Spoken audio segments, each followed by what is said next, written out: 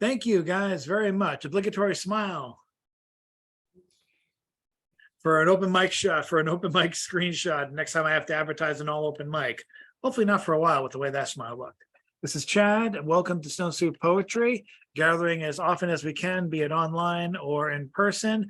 Mostly online, I think, this summer, but we'll see if we can have a couple of miracles along the way. Playing some summer readings. I'm also planning well ahead for next year. Bill Barnum's death was almost 4 years ago this coming July. And I think it was July. And we're planning to do something on 2024 to celebrate the 5th anniversary of his death. I have an untold amount of copies of his book that I want to give away for the event. And I want to do it in a nice place, which will either be an undisclosed location near where I live, or it's going to be at a place called the Dudley Cafe or elsewhere. We'll figure it out. Oops, we got our first comment. Or thunderstorm here. Yeah, it's gonna start coming again. Start thundering earlier, but the rain hasn't come down. But we'll see what happens. Go away, pollen. Go away. I need to wash off the rust-colored pollen from our streets. I'm starting to actually breathe again without coughing for 5 minutes afterwards. Every 20 words. All right, so we are getting ready to start the all open mic. More announcements will be coming. And we're going to start as according to the Ramdinator 5000, who picks completely randomly from the list of people coming in, regardless of when they came in. We're going to go to actually someone who didn't make it to our last reading, though he did sign into the Zoom. And I want to make sure he gets his start. So thank you, Ramdinator, for making that happen. Let's welcome up the Generalissimo, Brian Franco. Oh, wow. What do I do? Is it just one poem? Or are we like round We're round robbing it, so you can do one poem now or two smallish poems now, and then something for later. Would it be okay if I go second because I don't have anything up right now? Can you? Okay, then let's go. Let's see. Linda Waldika. Is that how you pronounce it? I feel like saying it with Russian accent. Linda Waldika. You said it very good. Usually people don't say it good the first time. I have to. I work with patients all the time, so I have to practice. And I basically figure I have 3 choices, and I go for the one that doesn't make them sound like an idiot. You know, like oh, so John Smith. Oh no, it's John Smith. So yeah. So thank you, Linda, and take it away. Okay, so this one is titled Origin. Together they swim, together they crawl, together they walk. They dance close together. As if connected by a tether, their togetherness in the wilderness defies their otherworldliness. Their harmonic oneness, entirely monogamistic, spiritual yet physical, a survival of the fittest, defies the critics. Even Darwin is optimistic. That's that one. Should I read just one poem or? I can't hear you. If you want to do another quick one, you can. Okay, I'll do another short one. Does anyone know who Sarah Steele is? She's an artist from Pennsylvania. I think so. She had a lot of art on calendars, mainly scenery, landscape, floral, and it was all watercolor. It's very bold, brightly bold colors. Isn't that the name of the actress who was on the show with Christian Baranski, the lawyer show? It could have been, but this woman is just an artist. So anyway, this is after I cut out one of her calendar paintings and framed it because I loved it so much. So it's an ekphrastic poem on that. Scrutiny, Sarah Steele Floral. Coral lily blossom, not subtle, a cracked wide open display, wide and wild like a seductress. Her expose, stigma, pollen. On second look, head of Adonis, blonde hair, chiseled jaw. He arches neck forward, peering into golden tongue, lifeblood of birds, insects, butterflies. He dreams of perpetual blossoms. Prostate, he leans further into her petal cavity, held captive by gold dust, exotic fragrance, Aphrodite's perfume infused. That's it. So you said she's from Pennsylvania, Yes. and her name is Steele. Yep. Hmm. Steele. And I think is there a college town? The word college is near where she's originally from. Hmm. But you should be able to Google her and find out about her. Thank you very much, Linda. Thank you. I guess we'll go back to the Generalissimo. Okay, gracias. Let's go ahead and I'll read my poem that won the contest. Excuse me, I'm sniffling a little. It's that time of year. Where are we? I never thought I could ever be a cartographer. Imagine if there were a map a person could follow to achieve joy. Being a human being is about breathing. Being is about breathing, is about waking up every day, is about putting feet onto floor and getting out of bed, is about living life, is about deciding to do all of the above. Some days I wake to bird song outside. Sorry. I'm gonna stop. I'm gonna just try to get a cough drop and see if that helps to just skip over me for now. I'm sorry. Poor guy. All right, we're gonna give Bill we're gonna give Brian some time. So luckily the Ramnator has chosen Bill Lewis up next. From parts well known. Luckily, so I have had a rather shitty time recently, and so I'm going to take it out on all of you, of course.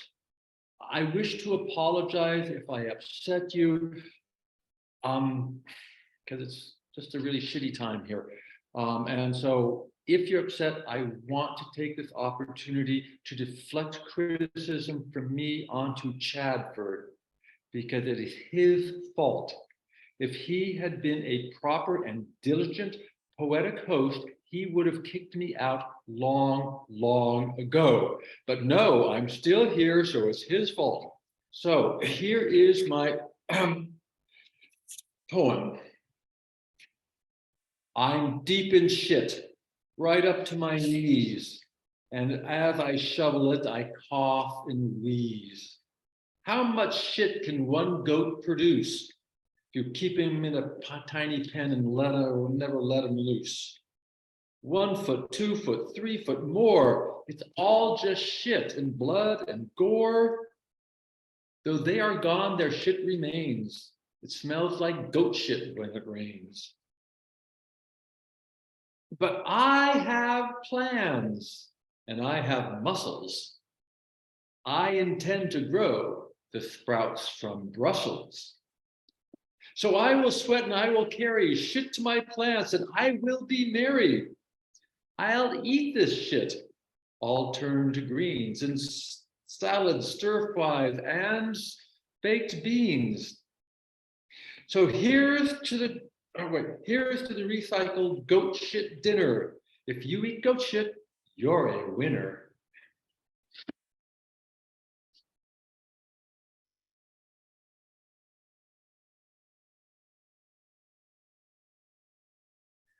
Being the recipient of criticism for Bill, I'll also add, if you feel like sending money after that, I'll give you my Venmo account and the links. Anyway, up next, we're going to bring it over to Jackie Chow.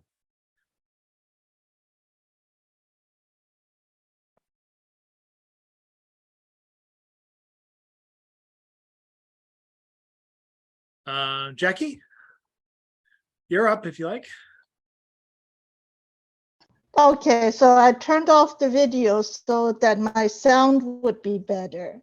Okay, so I'm gonna read the first poem I'm gonna read is called Searching for the sun.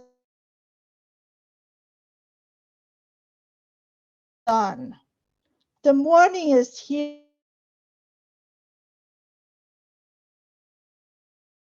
Jackie, you might want to try moving again. I'm not sure what happened. But the sun We're losing her. never came out. I've searched my room for it, on top of the dresser, inside the, but it is, okay, let's see.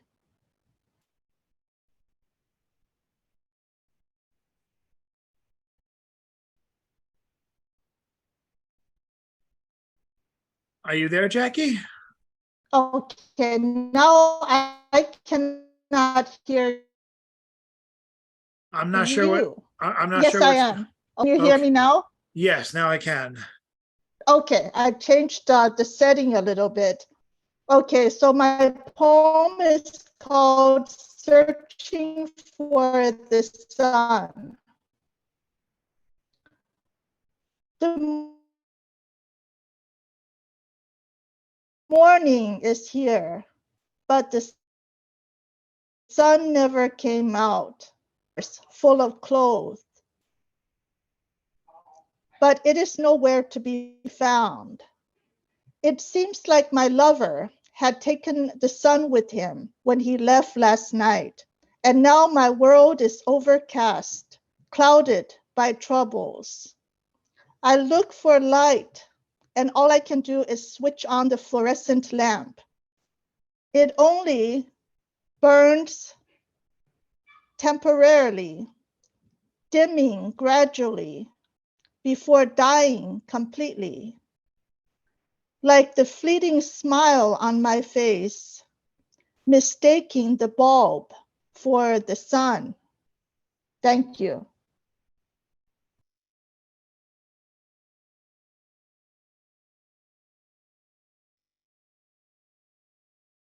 Thanks so much, Jackie. Let's see who we go to. My pleasure. Yeah, sorry about the interference earlier. I'm not sure what happened. Well, I have some guesses. I don't know if with the storm anyone else is going to have problems. Hopefully I'm coming in clear. We're going to bring in next Miss Jan Rowe.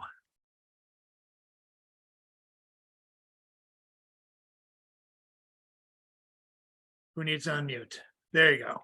I'm unmuted. I hope that manure sparks. That's the best kind. If it's like horse manure. Well, anyway, that was a long time ago. This is almost done. I read it on the steps of the cathedral on Tuesday. It's a report on legislative briefing at the State House, June 1st, 2023, or the power of ballot questions. Hadn't heard from Greater Boston Real Estate Board since the 90s. When it got a question on the ballot, that rent control was voted on by about 350 towns and cities, despite existing in 4. It may be afraid with good reason. Greater Boston Real Estate Board sent a mailer recently. Wonder how much that costs. The Greater Boston Real Estate Board did the crimes accusing others. It accuses others of. Sound familiar? Rents under the Greater Boston Real Estate Board that actually forbid rent stabilization. They tripled, quadrupled.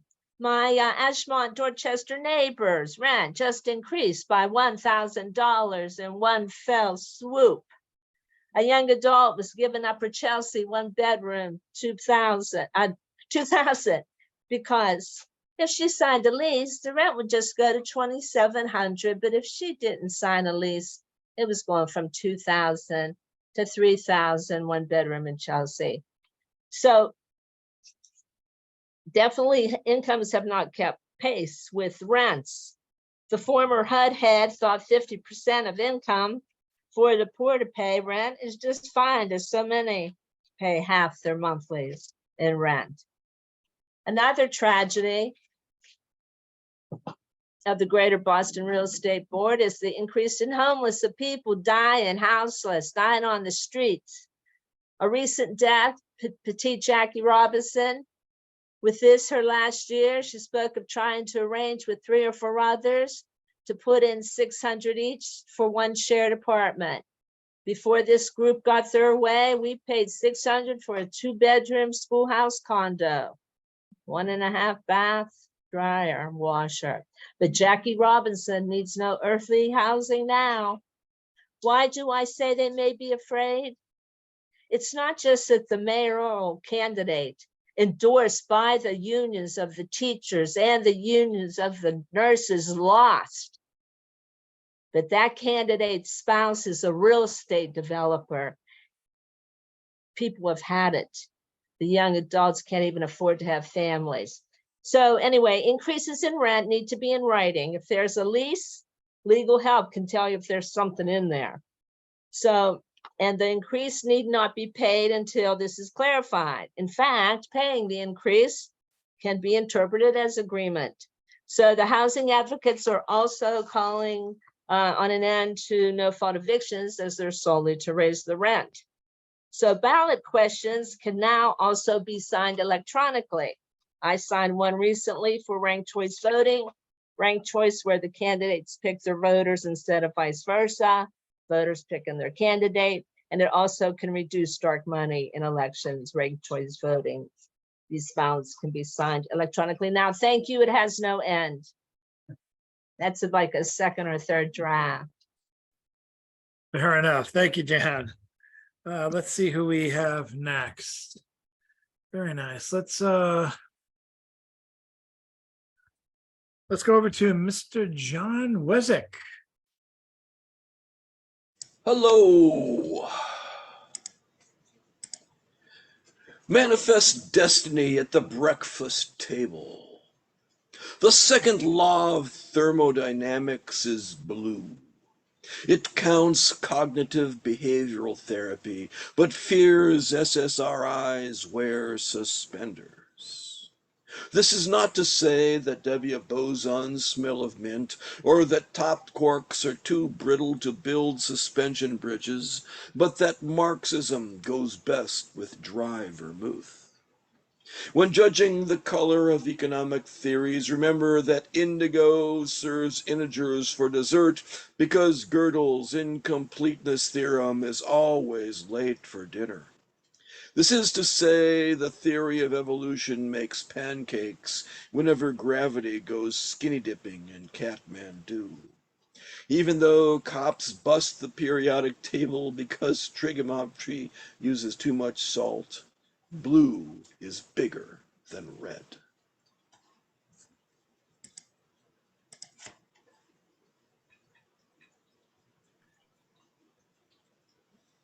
And with that, we go to future lollipop recipient from the dentist, Patricia Kerrigan. Good luck tomorrow. Just going for a cleaning. I refuse to have any more x-rays. I'm gonna tell them, no. Okay, this was published in this anthology. Very happy to be part of it. It's the When Women Speak Poetry Anthology, edited and authored by Amira Shabazz Bilal. I'm gonna read one poem for it.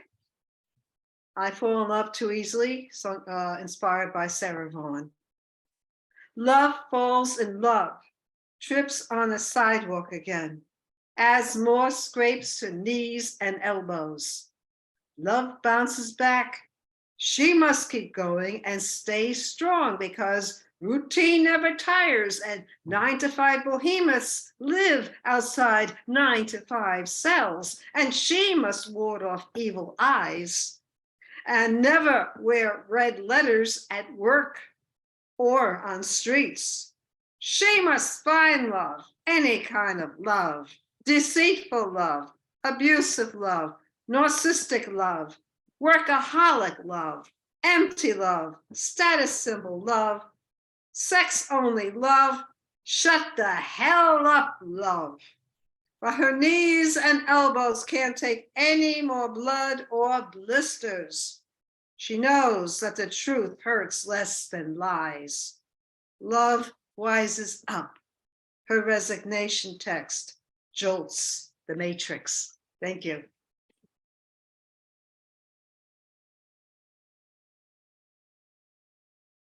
Very nice. Let's see who we have next.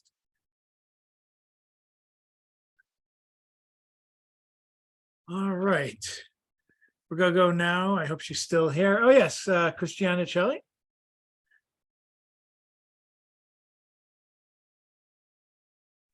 Can you hear me? Yes, I can. Great, okay. So I haven't been writing lately, and all I could think to say, if anything came from just me, was the flowers in the trees are smarter, they know more than me. But other than that, I'm gonna share with you something. I think that is wonderful. This is a Sesame Street book from 1984. And it's really intriguing to me because this is Snuffleupagus and Big Bird, okay?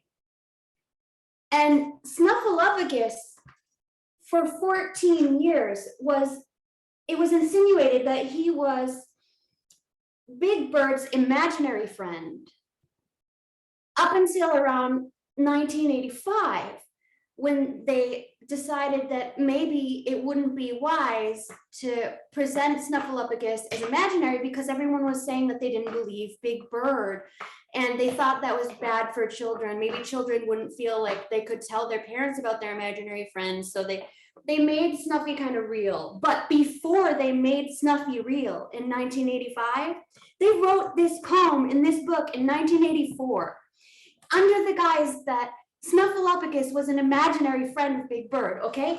And look what it says. The mirror poem. And this is Snuffy looking at his fur in the mirror, and Big Bird and Snuffy looking at each other, and it says, "No mirror's big enough for Snuff to see all Snuff at once. He could try doing it in bits, but that would take him months. So I walk all around him and tell him what I see. And then, because he is my friend, he does the same for me."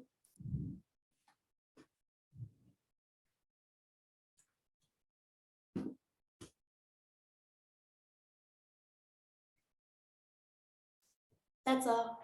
That was sweet. And now we come to Ethan Mackler with our musical interlude.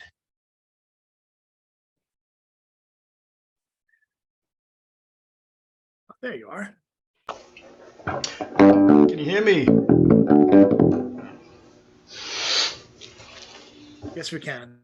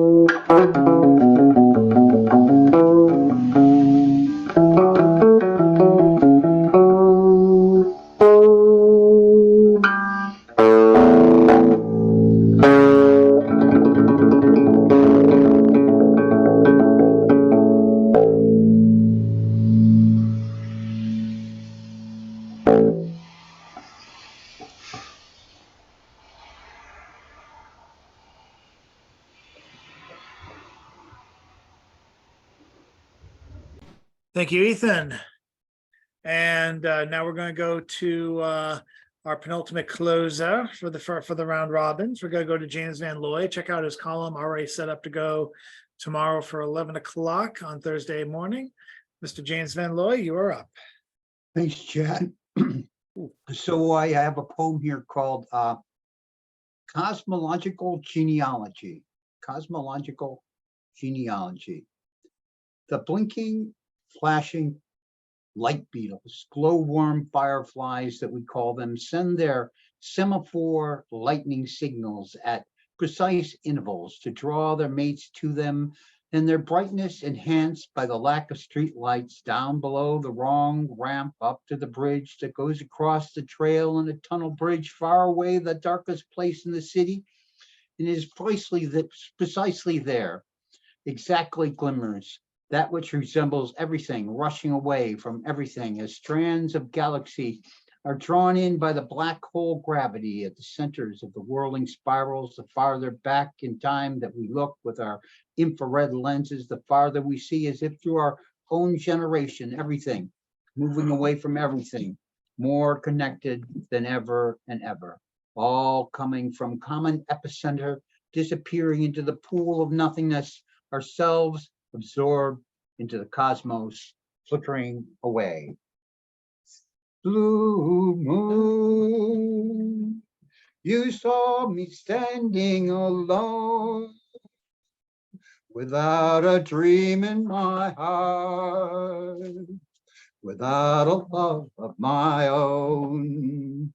Blue moon, you knew just what I was there for. You heard me saying a prayer for someone I really could care for. And there suddenly appeared before me the only one my arms will ever hold. I heard someone whisper, please adore me. When I looked, the moon had turned to gold. Blue moon. Now I'm no longer alone, without a dream in my heart, without a love of my own, without a love of my own.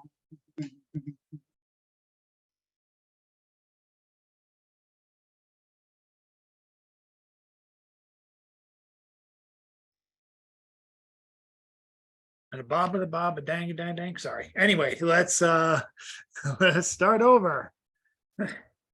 Begin at the beginning. Go to the end, then just start again. We're going to go to our original first person, Brian Franco, Generalissimo. Let him go a little longer now that he's found some lozenges. I feel for you, man. My cough has been atrocious these last couple of weeks. So if you're ready, we're ready to listen to you.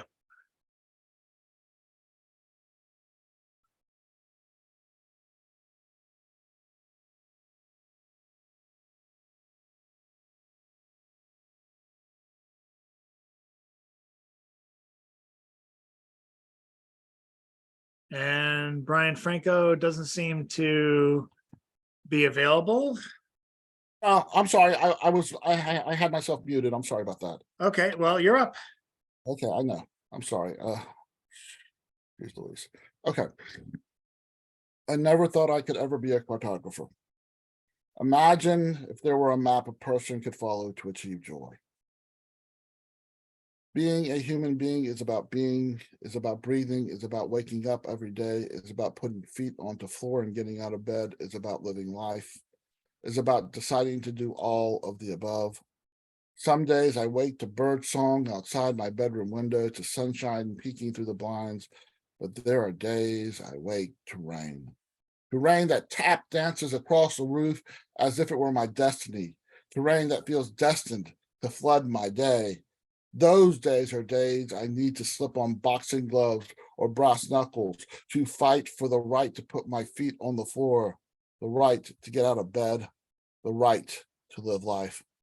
Those are the days when turning the knob on the shower feels like pushing a Sisyphus boulder, but the second the water sprays from the shower head, the steam rises against my face, the torrent touches my back, the boulder shrinks to the most minuscule pebble and washes down the drain into oblivion.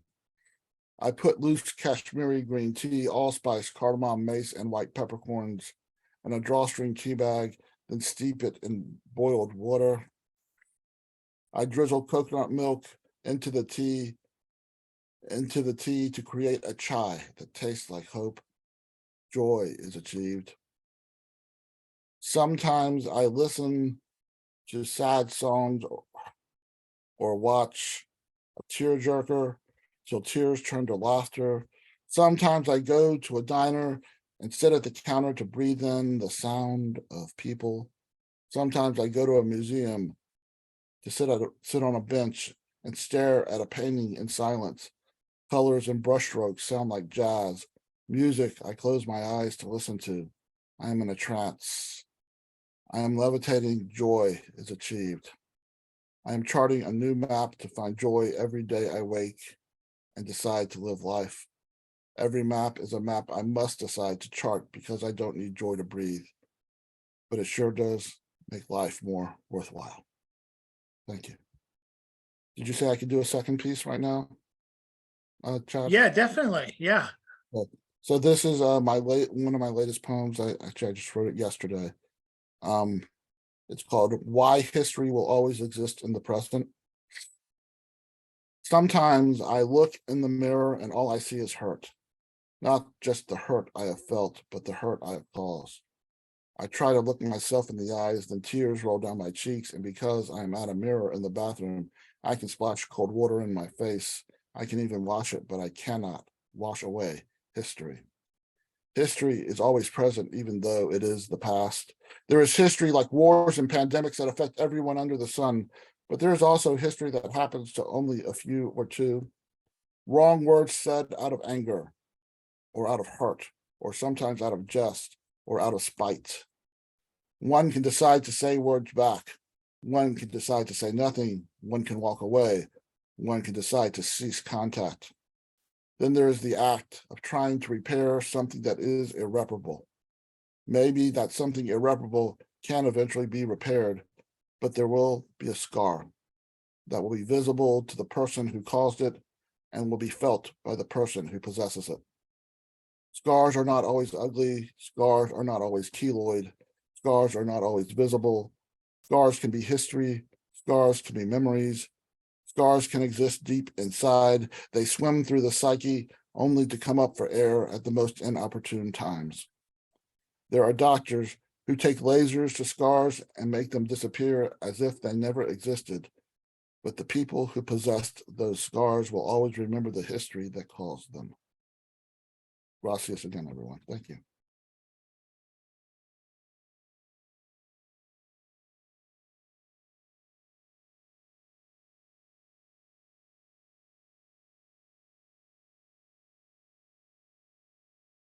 Thank you, Generalissimo. And now we go to Linda Vlodnyika. Hello. The fake Russian accent helps. Anyway, let's Okay. First prize. This month's all over. 50 Shades of Blue makes life sad in a peculiar way. Spent teacup, cream turned sour, his last brush stroke less pronounced than the ones before. What is my nostalgia going to consist of? Story grids, jazz, my rock garden's newfound weeds, original poems. I want proliferation of all that is right in the future. For now, modest growth is in order. I want to reproduce it all. Would any joy become of puzzles, past, present, future? Hypothetically speaking, take the Blue Prize ribbon winner to the county fair, show it off like he did those copper color clapboards he stripped and painted, shutters all maroon and regal. He claims the shutters are sexy, shuts out our view or lets others see in. When downtown, I ask a passerby, what kind of food he liked to cook. He answered glazed duck. I smile while thinking about mallards floating in the pond next door. I reply, orange or raspberry glaze. It's the raspberry he likes. I pick wild raspberries each summer. Our emails exchanged for future culinary rendezvous. My bowl of berries overflows. Others simmer into syrup. I'm entering this batch of jam in the county fair, all maroon and regal. I bet I'll win. Thank you.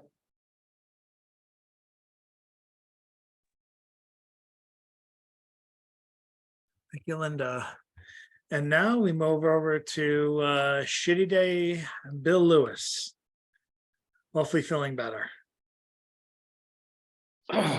Well, I have exhausted all of my poetic ability, so now I'm just going to do, what do you call it? Spoken word kind of thing. It doesn't have to rhyme, right? Spoken word can just sort of like, yeah, anything we're too cheap to figure out. English is too damn hard to rhyme. If we had a language like Russian, everything sounds good in Russian. It's just like beautiful. Yeah, whatever. La la la la la la la la la la. I revel in the idleness of old age. Certainly there are things to be done. I shall do them when I feel like it. Today, tomorrow, Thursday, it shall be done. Just no urgency. In youth, there was no time. Never enough time, so many things to do. Life so short and so exciting, and sleep, well, do I really need 4 hours of sleep a day? All-nighters. Because there was so much to do, and parties to go to, and parties to give, dancing and dancing and dancing until we fall asleep and wake up in each other's arms and fall in love. And work to be done, and studying and listening and debating and thinking and thinking and thinking. Mountains to be climbed, hang gliders to be flown, roses to be raised, and girls to fall in love with. So little time, and so many countries, so many languages and people and poems. Now it's,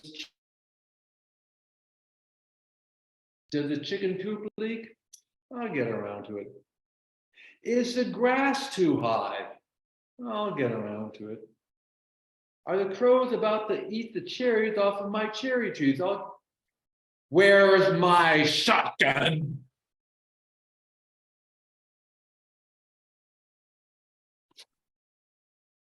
Please don't have Bill find his shotgun.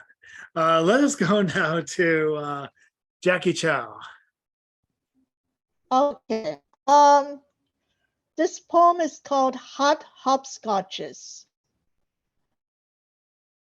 We made hopscotches with chalk, used wet napkins rolled into balls to mark the squares. You were only 6, I was 11.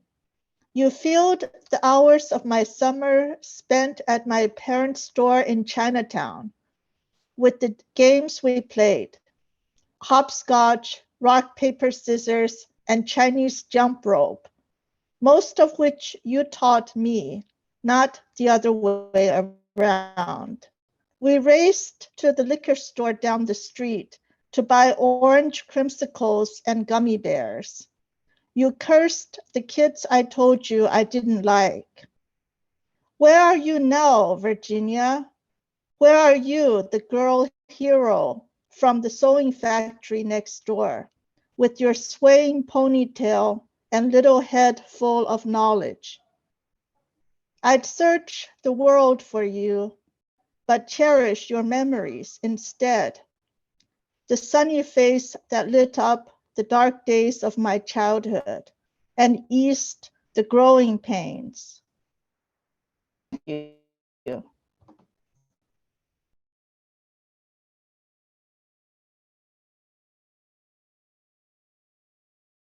Thank you very much, Jackie. You can go back to video. And Jan Rowe can go back to the mic. Segway master. Okay. This is called, Do You Want Something to Cry About? Many of us heard when we were being raised, do you want something to cry about? Actually, a threat, one could say. Do you want something to cry about? However, on the parental side, a lesson on, you think you got it bad? Let me tell you of those tortured with techniques perfected by our USA government. Well, instead, they would, for you, do you want something to cry about? We usually expected a slap or to be hit. Lost moments. Thank you. Oh, I gotta get shit.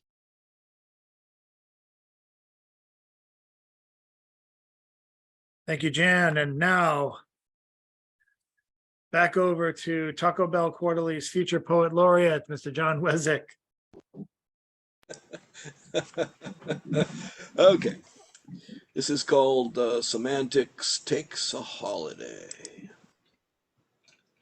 The Pythagorean theorem is never there when you need it. It walked out on us during the reign of Emperor Maximilian of Connecticut. Rumor has it it's living 5 kilometers south of the South Pole with a mute who can't stop talking. The occasional child support payments were coarse as a herd of beef stroganoff, the sour cream with a mechanical advantage of 3, and mushrooms digitized into 32-bit integers. None of this helped my English grades because I've always been colorblind with respect to adverbs.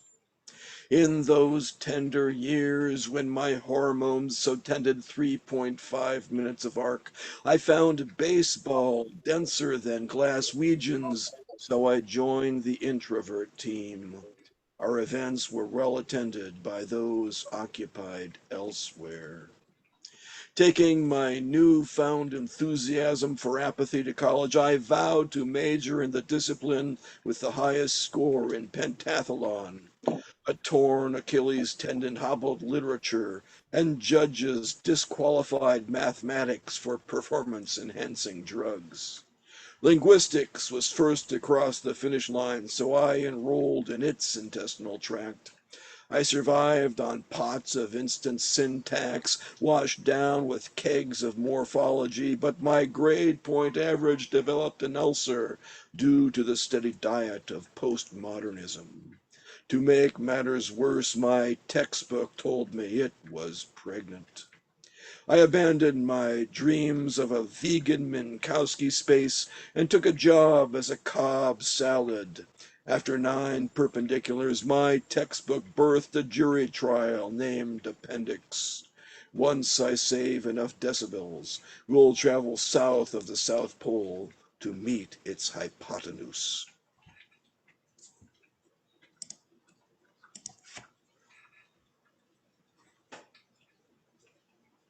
Thank you, John Wezick. And up next, we have Patricia Carrigan. Okay, I'm gonna read this one. I forgot where it was published, but this is based on these foolish things remind me of you, inspired by Ella Fitzgerald. At a bar off Waverly Place, I sat by myself, imbibed gin and tonic thoughts, stared at a solitary candles, and coupled daffodils inside glass jars. The piano by the corner unoccupied. If keys could recollect, would they play it again, Sam? Me as Garbo, you as Crosby, never Bergman or Bogart? Cigarette butts kissed by lipstick, reminiscence rose from ashtrays. The bartender knew better, paid attention to 20-somethings instead. My mind time traveled, an airline ticket to Capri, paradise lost on a sunny beach. Gardenia essence hugged our pillows, that trip to Ile-de-France, the midnight train to Paris. Foolish things burned strawberry incense. My heart flew too high and fell. Loneliness lit another pipe dream and cigarette. Your ghost reborn in smoke. Thank you. Yay, I'm loving this open mic tonight. And now we have Christiana Celli, who I think just was able to join us on her on her mic, if not her video. Oh, it looks like it's both. So Christiana, if you're able to join us. Can you hear me? Yes, absolutely. Okay, I haven't prepared anything. So I suppose, let me just. I had a dream the other night where some people picked me up and brought me to a synagogue. And I walked in and there were children all dressed in what seemed like for First Communion. They were dressed like little, just all white and wearing veils and everything. And the adults were in the back and they were all doing some kind of ritual, and everything was made of this beautiful wood inside. It was like a cathedral, but it was a synagogue. And they invited me to participate by handing me what they all had as well, which was almost like a personal cake-sized glass encasement. And there was a candle and a moth inside. A lit candle, a small white lit candle. But the moth was not being burned by the candle. And they gave me, you know, they gave me the moth and everything, and I let the moth go because I was afraid to put the moth in. But the person who drove me, as I let go of the moth, gently grabbed the moth so as not to harm it and put the moth back in and kind of reassured me that it would be fine. And all the people together, I guess something about their energy and whatever magic they were doing. I don't really believe in magic, but I believe in like collective energy, I guess. And something about what they were doing, it was like this ritual that was a tradition or something, made it so that the moth just was circling the flame, but the moths didn't get hurt. I don't know what to make of it, but that's all. Thank you, Christiana. Mhm. We bring you now Mr. Ethan of the Macklers, the Mackler daddy himself, the pulse of Stone Soup and the pulse of the poetry scene.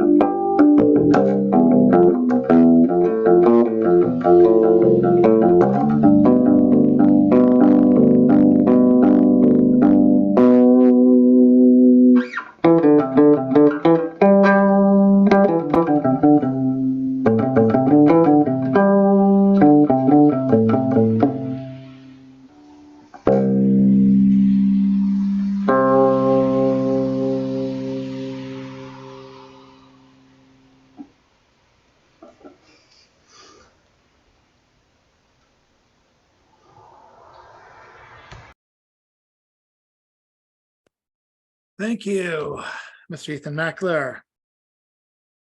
And up next, I'm so glad we can end. I'm so glad we are ending the second round robin before my power goes out again. My lights blinked for a moment about 10-20 minutes ago. So I'm like, oh boy, I don't think my girlfriend's gonna want me to waste what power we have on the computer doing poetry. But at any rate, we are going to conclude with Mr. James Van Looy. Again, check out Oddball Magazine and check out Stone Soup, the Facebook group. We're going to be doing more calls for submissions. There is a Fuck Florida issue going out in response to, well, everything Florida. I'll be reposting that sometime this week. There's also Oddball is actually trying to put together an event later on in the summer in July that hopefully will come together without all of us killing each other. We're doing the planning phases right now, but check all that information out and keep abreast of Stone Soup by way of Facebook. That's the easiest way. And hopefully we'll have some announcements on the summer features. So thank you, and take it away, James. So I have a poem here from the Black Seed Writers group. This morning, the news was that last night someone blew up the Dnipro River Ukraine dam that creates the backwater reservoir where 6 nuclear reactors draw their water to keep their radioactive core from melting down. Like the whole world is melting down. Now the world is heating up and the upper atmosphere is cooling and shrinking with highest levels of carbon in atmosphere in 4 millions of years. And the war in Ukraine quite particularly has made it all much worse. Even as whatever happens, everything is so much worse. All the great jobs growth, just the froth of military spent stimulus, and all the new jobs seem to be subcontract, part-time, fill in. We're all subcontractor. Now the Supreme's oligarch court comes out, invents an employer's right to sue their workers for damages if they strike. Even as they file away half the wetlands in the land, as they erase the word adjacent in the Clean Water Act. Oh, supposed originalist, textualist, big fat hypocrite corporatists throwing gremlin sledgehammers at the heads of the people who wonder their rhythm's old tired world of massive unending propaganda, or orchestrated by algorithms of hate devised by engineering geniuses. Oh, save us, Lord, from the rambling wrecks of the ever accelerating technocratic engineers and the singularity they make. All us artists still here, faithful at posts, been there. Now my entire life and poetry become the new real growing content of all them flickering screens, tiny pixels enlightened on jelly injected screens of light electric beaming out at us, in us, so far within all of us. So anti-work insurgency is being evoked by those supposed advocates of tradition. Somehow can't see it's all been changing all the way back to Whitman and Emily Dickinson out there in old Amherst, and he in Dooryard where lilacs last bloomed. Lincoln's assassination tops off the blood flood of US Civil War back when great-grandfather's cousin Jacquemus, teenager, oh, when Rimbaud was caught in the Paris Commune and Franco's Russian-Prussian war, while we are staring in nuclear death straight in the eye in the old box place of empire where West Asia meets Europe and the rivers come down to Black Sea. And I've been saying for years, no peace, no future, over and over, no peace, no future. And I have a little song here.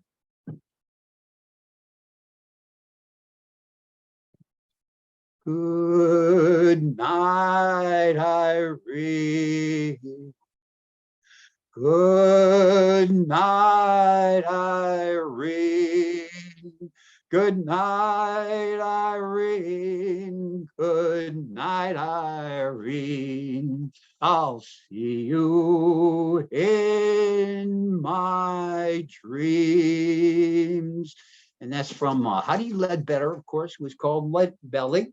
And he was the man who has the first use of the term stay woke. Back in the 1930s, in reference to the Scottsboro boys who were put onto death row for something they didn't do. Thank you.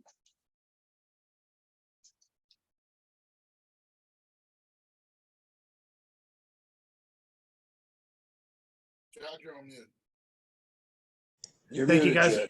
I'm gonna put all the information up for the events. I'm gonna transfer them from the chat later on today or tomorrow. Tomorrow I actually have to take the whole day off because I have to go without a car all the way down to Watertown to get my license because I had to wait until after my birthday to get it renewed, even though the expiration date was on my birthday. That's how far behind and ridiculous the license situation is. I think my girlfriend, because you can't get it in Boston. It's impossible to get anything. So the closest I could get was Watertown. And my girlfriend's probably going to get hers renewed in the Cape when she goes for her vacation. When she goes on when we go to the cottage in July. So it's perfect. But Oh, my God. it's ridiculous is what it is. But at least I get the excuse to have a day off. So I will spread the word of everyone's wonderful events coming up. I enjoy AA because they license pass, but not a bad idea. But it's also historic because now I have to give up the same photo I've been using since I was 35. It's almost 15. It's about 15 years later, and for some reason, I can't. For some reason, they were still using it. Can't you just renew by mail? I was able to review 3 times in a row electronically, and this time because I'm 50 and because I have there's a 35-year-old me with less gray hair and more hair and a goatee. They can't do it anymore. I'm actually going to show the transformation later on tomorrow, the before and after shot. It is kind of hilarious, but reminds me of this movie where someone shows their license. It's actually a picture of Indiana Jones, and when the cop looks at me, he does the Indiana Jones sneer. I have to do like this so people think I have it looks like I have a goatee. Yes, Is your name on your license McLovin by any chance? it is not McLovin. I only wish. But so yeah, no more renews by mail. We were spoiled for a couple of years, and I think there's one year where they just gave us a pass for no reason because I'm like, well, there's no avoiding this. But then I'm like, wait a minute, we can do this. So I don't know what happened. I don't know if they just gave us a pass because they knew they were going to do an overhaul with the licenses, like the new licenses now and the new passports and there's like even a passport ID card that's separate of the passport that you can use. And it actually looks really cool. Margaret got it. I didn't for our travels to Paris. You can use it to drive by land across Mexico. Yeah, you get one of those while you're at it. You may as well. It's a little I know. I just might, but yeah, that's the status for me tomorrow. Hopefully I'll still be able to post the video. Real ID Act that won't let you get on an airplane if you have one of those passport cards. At least that'll cover you for sure. Very true. I just wanted to say that I put in the chat about I put it about my open mic, which is on Monday, but also the open mic that's going to be at 9:15 tonight, which has this amazing poet El David that you really shouldn't miss. So put the link on the Facebook group so we know right away. Oh, okay. Sure. You should definitely do that. Do that all the time. And yes, so thank you all very much. It's time to let's do a hearty wave. Last week's wave was a little weak, including my own wave. So thank you guys very much. And more announcements are gonna be made, I promise.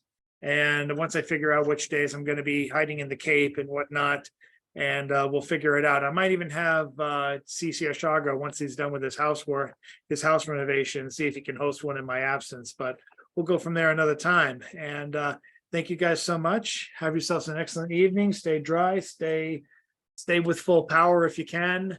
Wish you guys the best. Yeah, but care. the storm's coming here soon, according to. Thanks, everybody. Take care. Bunker down. See you Bye-bye. guys. Take See you care. soon. Bye. Let me,